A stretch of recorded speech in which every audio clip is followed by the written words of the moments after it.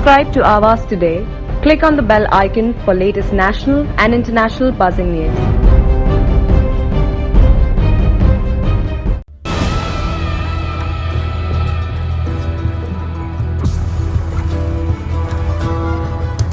नमस्कार, आवाज पे चर्चा का आपका स्वागत है। आज हम एक नया टॉपिक लेकर आए हैं, एक ऐसा टॉपिक जो आजकल बहुत चर्चा में है और सिर्फ इसीलिए नहीं कि ये चर्चा में, बट ये एक बहुत ज़रूरी, एक सेंसिटिव टॉपिक है और बहुत लोग इससे जूझ रहे हैं, परेशान है इससे। हम बात कर रहे हैं सुसाइड की बात कर रहे हैं, जो कि आजकल सुशांत सिंह राजपूत को लेकर काफ़ी इशू बन चुका है और लगातार हमें ये खबरें मिलती रहती हैं और हर उम्र के लोगों के बारे में ये खबर मिलती रहती है। क्यों करते हैं लोग?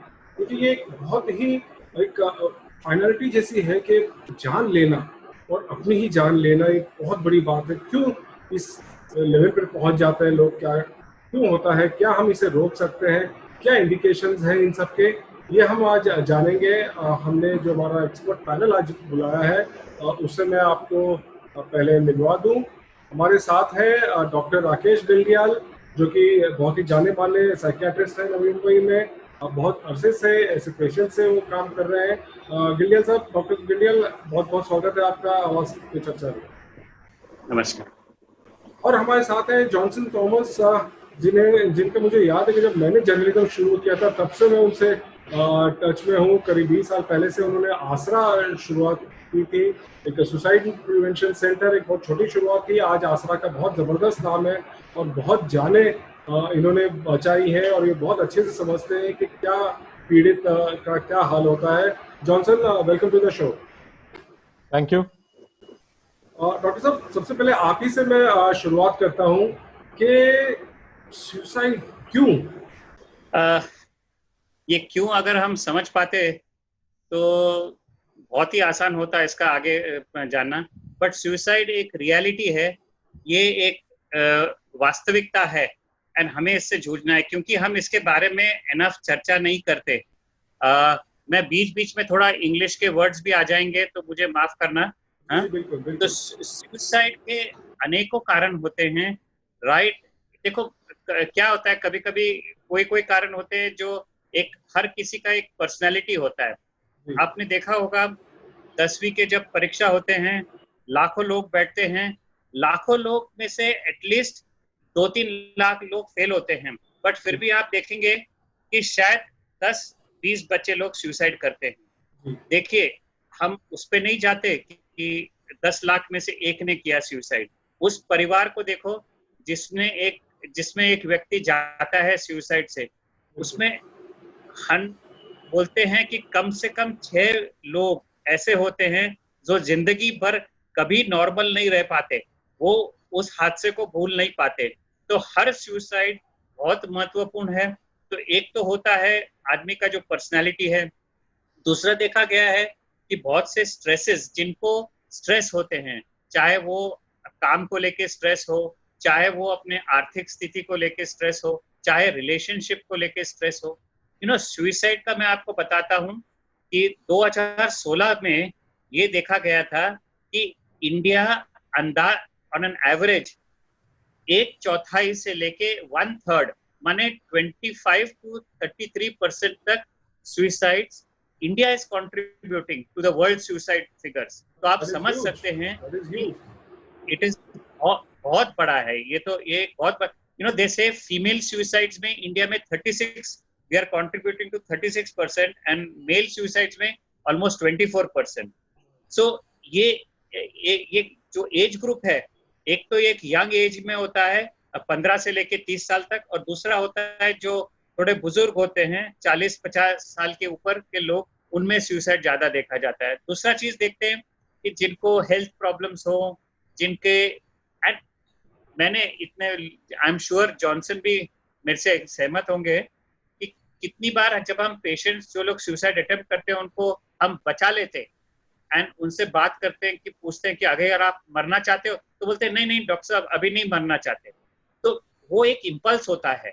तो ये भी हमको समझना चाहिए, उस क्षण में अगर हम उस पेशेंट को जरा कुछ सहारा दे सके तो आई थिंक हम लोग बहुत से सुसाइड्स को अवॉइड कर सकते हैं, और यह हम लोग उसका जो कंप्लीटेड सुसाइड है उसको बचा भी देख सकते हैं।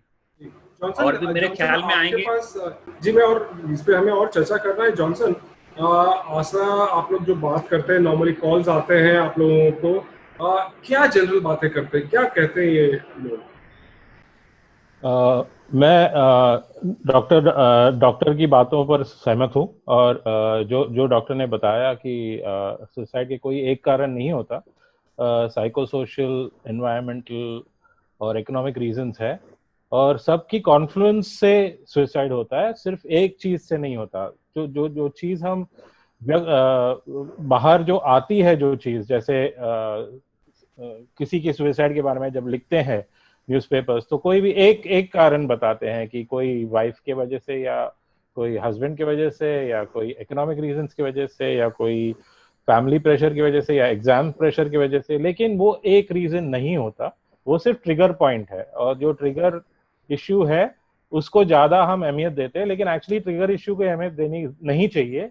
हमको पूरी कंडीशनिंग के बारे में बात करनी है। जो बचपन से लेके बड़ा होने तक जो कंडीशनिंग है, वो बहुत अहमियत है लाइफ में, और अहमियत रखता है लाइफ में, क्योंकि हमारी जो नई परंपरा है, जो हम नए नए नई बच्चे हैं, जो न्यू जेन एक्स जो हम कहते हैं, जी, वो लोग ये नहीं जानते कि फेलियर से कैसे जुझे, फेलियर को कैसे पार करें।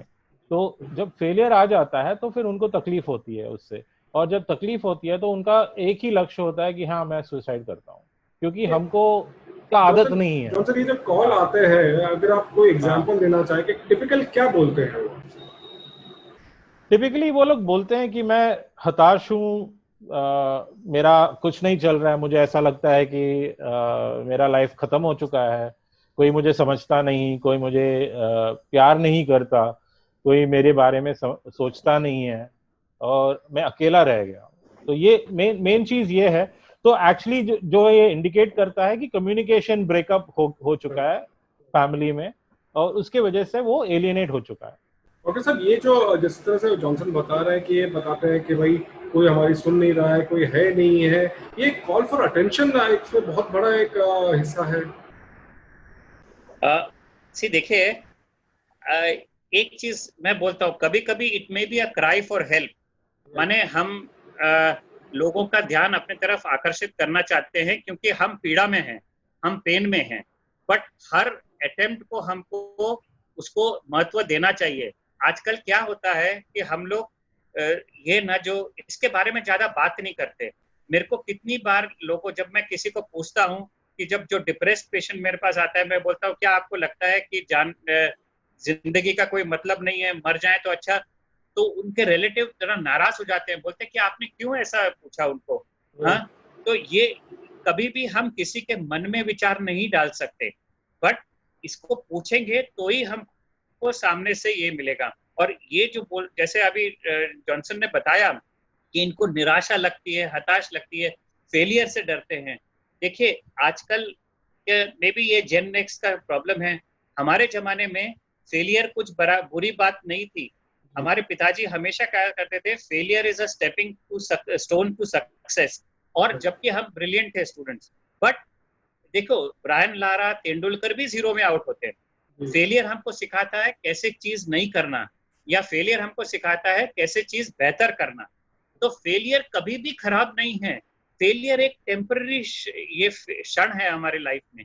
तो इसीलिए एक तो पहले कभी कोई इसके बारे में हमको इसको लाइटली नहीं लेना चाहिए। अरे स्ट्रांग बनो, क्या है तुम कमजोर हो, तुम अपना विल पावर स्ट्रांग करो, और ये ऐसी बुरी या बेकार की बातें मत करो। नहीं, वो बात करना चाहता है, उसको बात करने का मौका दो। और इसीलिए तो ये जैसे आसरा सब ऑर्गेनाइजेशंस हैं, they give them a patient listening without being judgemental. माने उनको ये नहीं कहते अरे बहुत बुरा कर रहे हो, तुम बहुत स्वार्थी हो, अपने ही बारे में सोच रहे हो। नेवर डू दैट, ये कभी गलती नहीं करें। और साहब, आपने जो बात कर, दो चीजें पॉइंट पे, इम्पल्सिव और ये जनरेशन नेक्स्ट, ये आजकल जो देखा जा रहा है, आपको सुसाइड जैसा कि आपने कहा बड़े लोग भी कर रहे हैं, बट ये जो यूथ है बहुत इम्पल्सिव है, और अचानक इनको लगता है कि बस ये बेस्ट डिसीजन है, भाई इतना हो गया है, उतना हो गया है, बस अब मैं नहीं सब बचूंगा और मैं कर लूंगा। ये किस तरह, क्योंकि पेरेंट्स के लिए भी एक बहुत बड़ा इशू है ये। हाँ, रेसिलियंस कम होते जा रहा है। हम we have to have that determination कि आज अगर हम we are not successful, we will succeed after some time. I think resilience has to come up. People have become impulsive. That's why मैं कहता हूं कि अगर कोई व्यक्ति को हम उस क्षण में संभाल लें, हाँ, अगर वो डिस्कस करे, अगर इसीलिए ये जानकारी, देखो कभी कभी तो वो किसी के पास, तो अगर हर व्यक्ति जाने कि जस्ट भाई उसको एक कान दे, उसको सुने थोड़ा, उसको बोले हाँ भाई ठीक है, अच्छा ऐसा है वैसा है, let us take some professional help, let us go to this counseling center, let us go to the doctor, let us take something। तो हर व्यक्ति को सतर्क रहना है, don't take anything lightly, don't trivialise it. Right, मतलब parents को भी जैसे आपने कहा कि खुल के बात करना पड़ेगा अपने बच्चों से, एंड अगर ये बात भी कर रहा है सुसाइड की भी तो बात कर ले, क्योंकि ये बातें नहीं हो रही हैं इसकी वजह से भी और ये एक्शंस हो जा रहे हैं। जॉनसन, आपको जिस तरह से कॉल आ रहे हैं, किस तरह के एज ग्रुप के ज्यादा कॉल आ रहे हैं और कारण क्या ज्यादा नजर आपको आते हैं?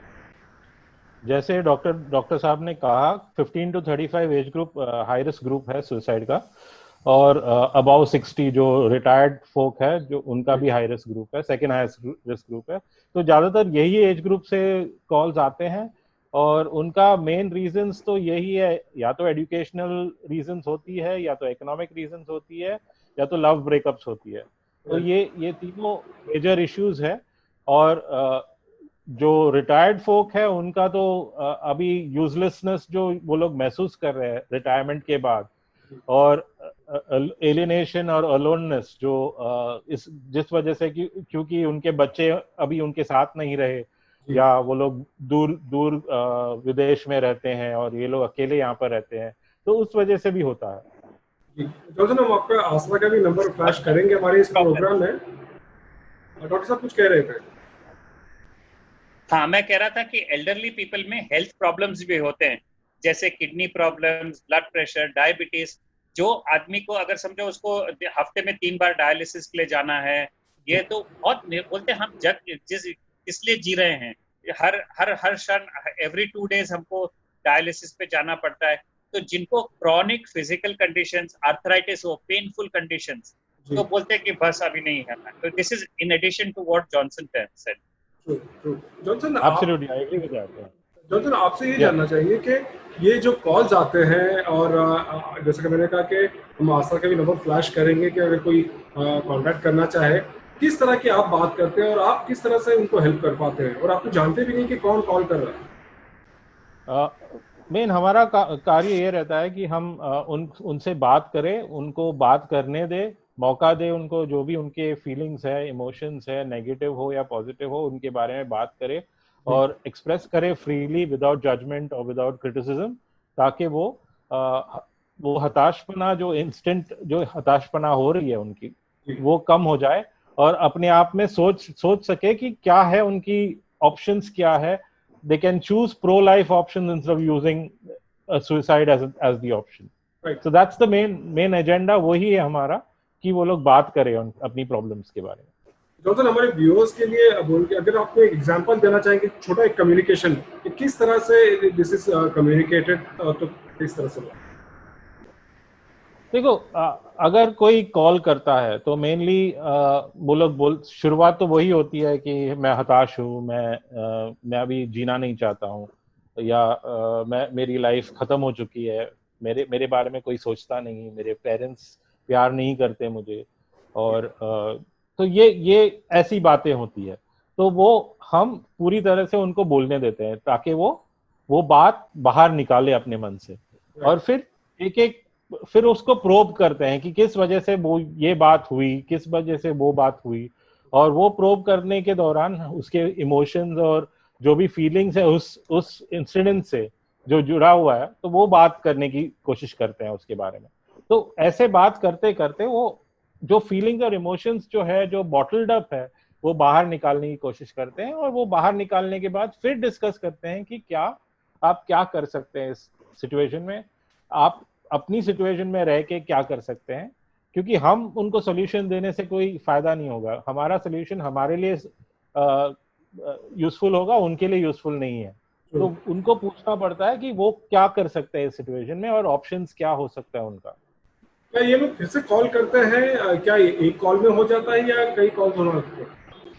यूजली ये वन टाइम कॉल होता है, लेकिन बहुत लोग कॉल करके थैंक यू भी बोलते हैं, और कॉल या दूसरे टाइम में जब प्रॉब्लम्स होती है तो भी कॉल करते हैं, क्योंकि एक आदत हो जाती है कि हाँ हमने यहाँ पर कॉल किया और हमें हेल्प मिली, तो हम वापस यहाँ पर कॉल कर सकते हैं जब भी दिक्कत होती है। Right, right. डॉक्टर साहब, इसमें ये जानना चाहिए कि जिस तरह से लोग कॉल कर रहे हैं, ये पत्थर हमने बात किया कि इम्पल्सिव होता है और अक्सर ये हो जाता है कि अचानक डिसीजन ले लेते हैं और ये ले लेते हैं, बट काफी केसेस ऐसे भी होते हैं डॉक्टर साहब के लोग प्लान करते हैं कि भाई अब मैं करूंगा। मुझे खुद ऐसा एक्सपीरियंस रहा है, बहुत ही क्लोज फ्रेंड था, उसने प्यार का चक्कर हो गया, ब्रेकअप हो गया और उसको काफी इश्यूज हुए एंड देन ही फाइनली, और सुसाइड करने के एक रात पहले वो मुझसे मिलता है, मुझसे कहता है कि जादू की झप्पी दे दीजिए आप, एंड मुझे गले लगाता है। एंड आज भी मैं जब सोचता हूँ तो मेरे रोंगटे खड़े हो जाते हैं। और तो दूसरे दिन सुबह जाकर उसने वो ट्रेन के हेलो सामने लेट गया। तो ये क्या है डॉक्टर साहब के इतना प्लान करके? देखिए, मैं ये जो जैसे पहले मैं ऐड करूंगा जो जॉनसन साहब ने कहा कि अगर आप सुनो, I am telling you, just by वो लोग सुनते हैं जो पेशेंट को, खाली without letting the patient talk, it helps in almost 50% of the patients. Some people, किसी को दोबारा काउंसलिंग की जरूरत पड़ती है, और काउंसलिंग नहीं, खाली एक पेशेंट लिसनिंग चाहिए।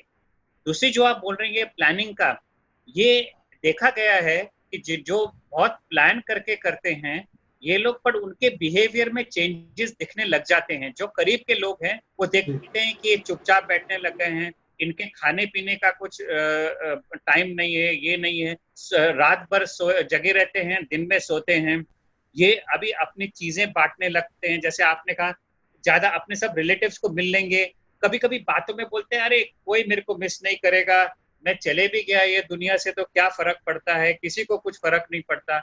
अपनी कीमती चीजें जो उनको अच्छी, जो उनके प्रिय हैं, वो अपने फ्रेंड्स को दे देंगे। तो ये सब चीजें अगर हम लोग अलर्ट हैं तो हम पिकअप कर सकते हैं, there is some, this person is in some distress. फिर उनसे एक, कभी कभी मैं तो सोचता हूँ इनको कभी अकेला नहीं छोड़ना, उनके साथ रहो, बस बी देयर फॉर देम।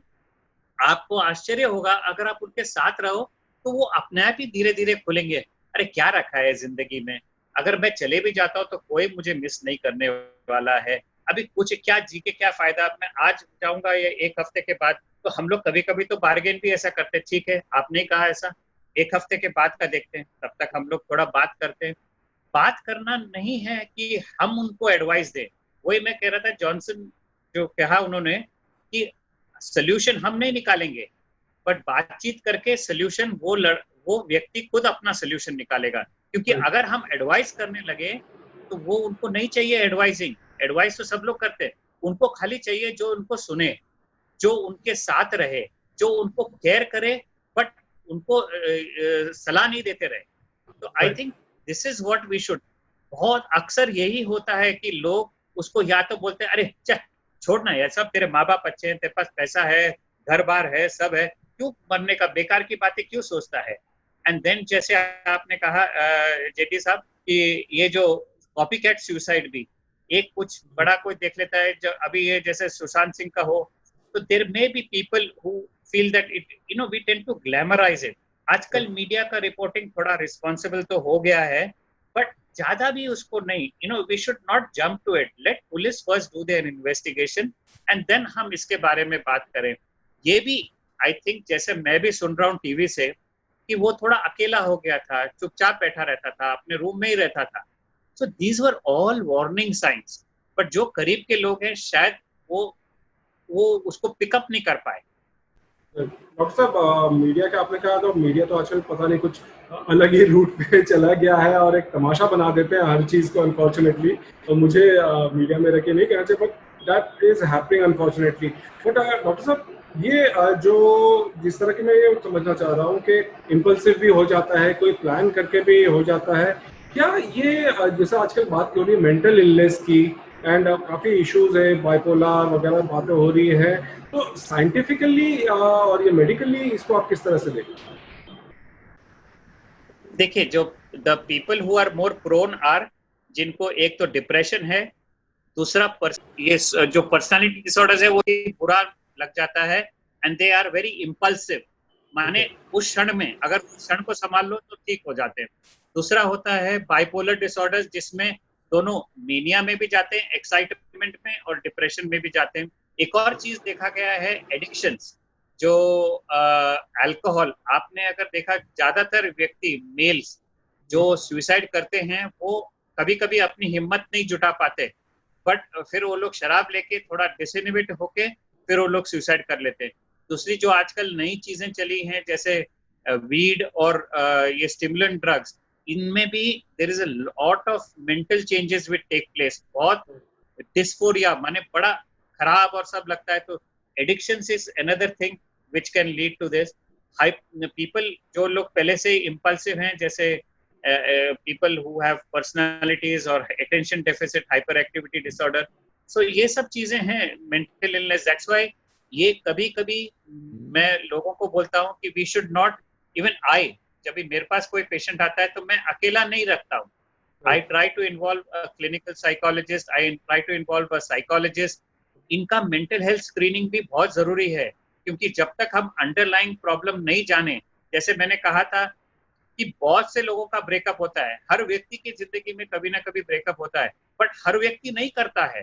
तो क्यों ये व्यक्ति क्यों करता है? तो शायद there are some predisposing factors, शायद इसको सपोर्ट नहीं मिला हो। तो you know it is very important to do all these screening, psychological evaluations, ये सब बहुत जरूरी है। जॉनसन, आपको जिस तरह से कॉल्स आती हैं, हमको लगे, sorry I will just finish it, अगर हमको लगे कि ये सिर्फ नाटक कर रहा है या अटेंशन ले रहा है, उसको भी लाइटली मत लो, क्योंकि हर व्यक्ति जिसने सुसाइड कमिट किया है उसने पहले अटेम्प्ट किया था, बट हमने उसको थोड़ा अनदेखी कर ली। ओके जॉनसन, आपसे जानूंगा कि जिस तरह से कॉल्स आते हैं और डॉक्टर साहब बता रहे हैं कि बहुत टाइप के केसेस हो सकते हैं, आप लोगों को भी कुछ समझ में आ सकता होगा कि शायद ये एक एडिक्ट है, ड्रग एडिक्ट है, या फिर ये बाइपोलर की जो बात हो रही है या मेंटल इलनेस की बात हो रही है, ऐसी बातें कुछ समझ में आती है उनकी बातों से? हाँ जरूर, बातों से जरूर समझ में आती है, और हम पूछते भी है उनको क्या वो मेंटल इलनेस डायग्नोज हुआ है क्या उनका, तो ताकि हम जाने कि वो कैसे उसको हैंडल करे। क्योंकि अगर वो नहीं बताते तो फिर हमको तकलीफ होती है हैंडल करने में। तो फिर पहले वो पूछते हैं हम कि कोई मेंटल इलनेस डायग्नोज हुआ है, कोई दवाई ले रहे हैं वो लोग, क्या दवाई के प्रोटोकॉल्स फॉलो कर रहे हैं या नहीं, वो सब जानना बहुत जरूरी है। क्योंकि अगर दवाई ले भी नहीं रहे हैं तो भी प्रॉब्लम होती है। तो वो एक प्रोटोकॉल है जो मालूम होनी चाहिए हमको, और हम उस हिसाब से हम काम करते हैं।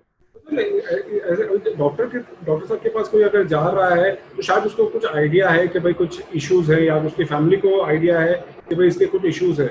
आपको जो बंदा कॉल कर रहा है शायद उसको पता भी नहीं है कि वो इन चीजों में से घिरा हुआ है, एंड सपोज वो नहीं ले रहा है मेडिकेशन या डॉक्टर के पास नहीं गया है, बट आपको अगर कुछ आइडिया आ रहा है तो फिर आप उसको किस तरह से गाइड कर सकते हैं?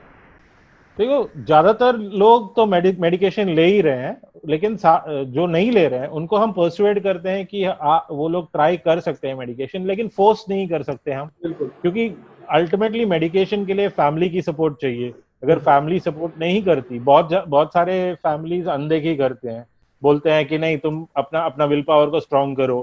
तो फैमिली को भी काउंसलिंग की जरूरत है, लेकिन फैमिली को फोर्स्ड काउंसलिंग तो कोई कर नहीं सकता। तो जब तक फैमिली खुद अपने आप नहीं आते उनके साथ, तब तक उनका रिहैब नहीं हो सकता। तो ये जो है वो बहुत सारे बड़ी प्रॉब्लम है इधर इंडिया में, क्योंकि एक तो मेंटल इलनेस का स्टिग्मा है, और वो स्टिग्मा जाने के लिए टाइम लगेगा, और एजुकेशन की बहुत जरूरत है, अवेयरनेस की बहुत जरूरत है इसके बारे में। और वो जब तक वो ग्रास रूट लेवल पे नहीं पहुंचेगा तब तक तकलीफ होते रहेगा। ये डॉक्टर साहब, जैसा जॉनसन ने कहा कि बहुत बड़ी बात है स्टिग्मा, जो हम बोलते हैं अगर मेंटल इलनेस, बाइपोलर डिसऑर्डर, ये सब बात करें तो हमारे यहाँ पे तो सीधा मतलब भाई पागल, और डॉक्टर के पास गया, साइकियाट्रिस्ट के पास गया, मतलब ये पागल है। ये जो स्टिग्मा है ये किस तरह से निकाल सकते हैं? क्योंकि फैमिली के ऊपर भी ये प्रेशर्स हो जाते हैं, जो बंदा है उस पर भी ये प्रेशर्स होते हैं। हाँ, ये अभी तक थोड़ा सा, बट अभी के जो जनरेशन में देख रहा हूँ उनमें ये इतना ये नहीं है। ये कभी कभी ये हम जैसे लोग ही फैलाते हैं, अरे भाई तुमको काय को जाने का है साइकियाट्रिस्ट के पास, तुमको कोई बड़ा प्रॉब्लम है, तुम अच्छे का खा पी रहे हो, तुम्हारे घर में सब अच्छा है, प्रॉब्लम नहीं है, तो वैसा, बट अवेयरनेस है, अगर जैसे जैसे बढ़ रहा है आजकल, जो मेरे क्लिनिक में लोग आते हैं, ज्यादातर बैठते उनकी अच्छी दोस्ती हो जाती है, एंड जैसे डॉक्टर साहब आपके साथ तो कम समय मिलता है, बट बाहर जो हम रुके रहते हैं दोस्तों से भी एंजॉय। और जैसे ये अवेयरनेस बढ़ेगा, आई थिंक अभी तो साइकोलॉजिकल इश्यूज तो हर व्यक्ति को है। अभी ये जो बीमारी, अभी कोविड, मैं जैसे बोल रहा, इवन सुइसाइड या डिप्रेशन का एक एपिडेमिक चल रहा है वर्ल्ड वाइड।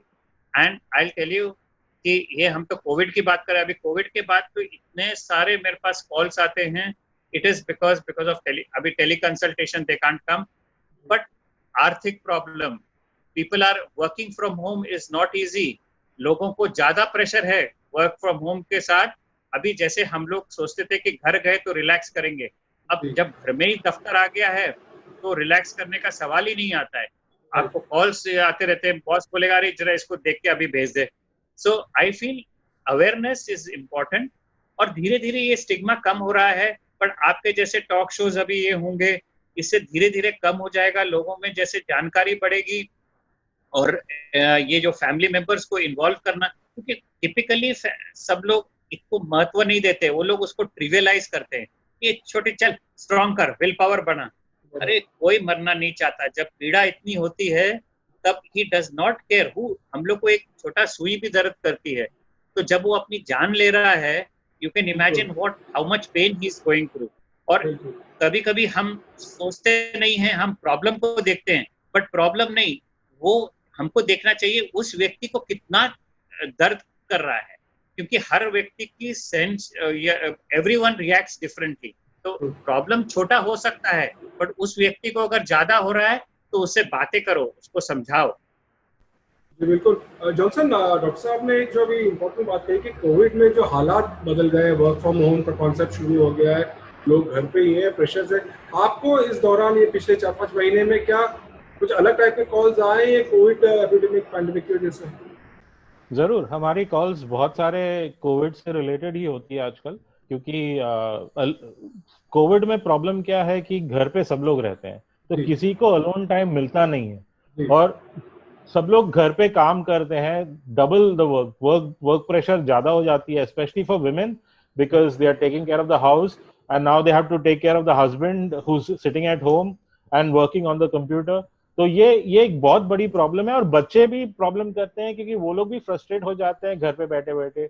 अगर वो लोग टीवी देखते हैं या ऑनलाइन क्लासेस ज्वाइन करते हैं तो डिस्टर्बेंसेस तो होती है, क्योंकि हमारी न्यूक्लियर फैमिलीज और छोटी सेटअप्स है जो घर पे everyone has a 1 bedroom hall kitchen और अ 2 बेडरूम हॉल किचन, तो ये इसमें अलोन स्पेस तो कभी मिलता नहीं है जी। और आप चाहे तो भी नहीं मिलेगा, क्योंकि पब्लिक इधर उधर आती रहती है, डिस्टर्बेंस होती रहती है, बॉस की प्रेशर होती है, तो ये सब प्रॉब्लम्स है, और हमें कॉल्स इसके लिए भी आते हैं, और इससे भी जूझने के लिए बहुत मुश्किल हो जाती है उनके लिए।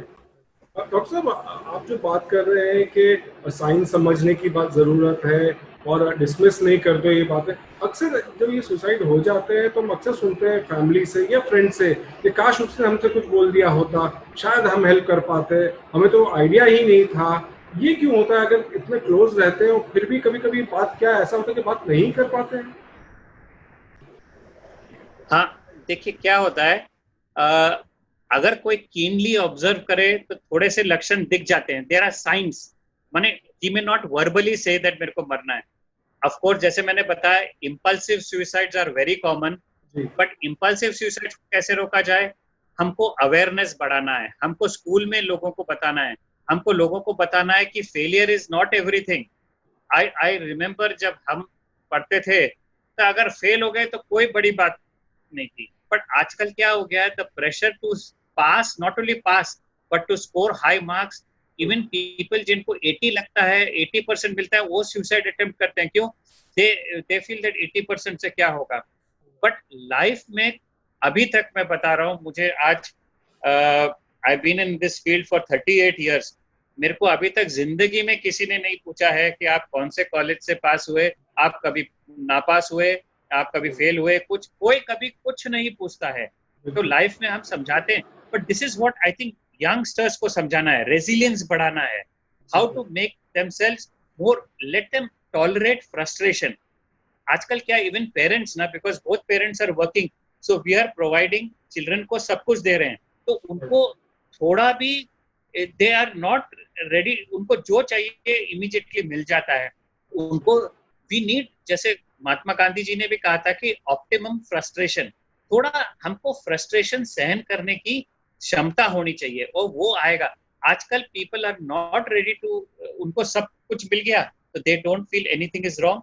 सो उनको जब नहीं मिला तो इम्पल्सिवली, इम्पल्सिव सुसाइड बड़ा डिफिकल्ट होते हैं, उस क्षण में हो जाता है, और इसीलिए अवेयरनेस चाहिए. और दूसरा, जो करीबी लोग हैं वो शायद जान लेते हैं.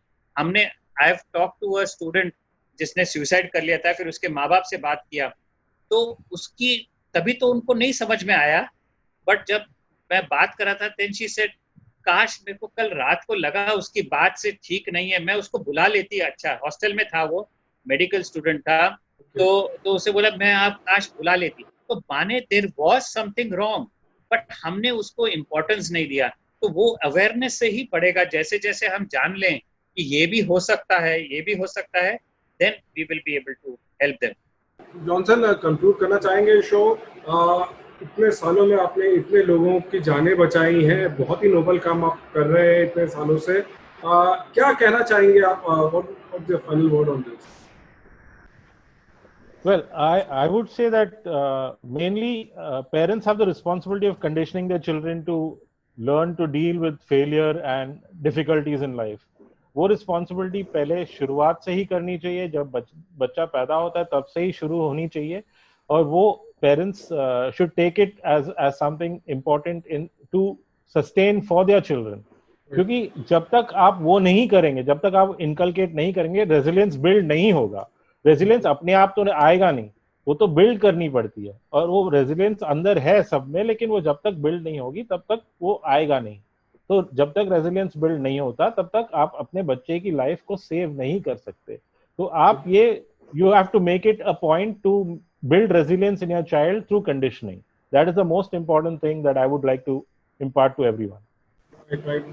वही आ रही है डॉक्टर साहब, फाइनली रेजिलियंस बिल्डअप करना है कि it's not the end of the world. और जैसे आपने बहुत सही बात की कि कोई बाद में नहीं पूछ रहा कि कौन से कॉलेज में थे, कितने बार पास हुए, एटीकेटीज कितनी लगी, एंड बट उस टाइम पे आज वो बच्चों को लगता है कि बस this is on the end of the world. और काफी केसेस हम सुनते हैं, सिर्फ बच्चों के ही नहीं, लोगों के भी, चाहे सुशांत सिंह वगैरह के भी हो, व्हाटएवर द रीजन, अल्टीमेटली है कि ये जान चली गई है. आदमी के पास बंगला, गाड़ी, पैसा, सब कुछ है, एंड स्टिल उनको ऐसा लगता है कि बस खत्म है.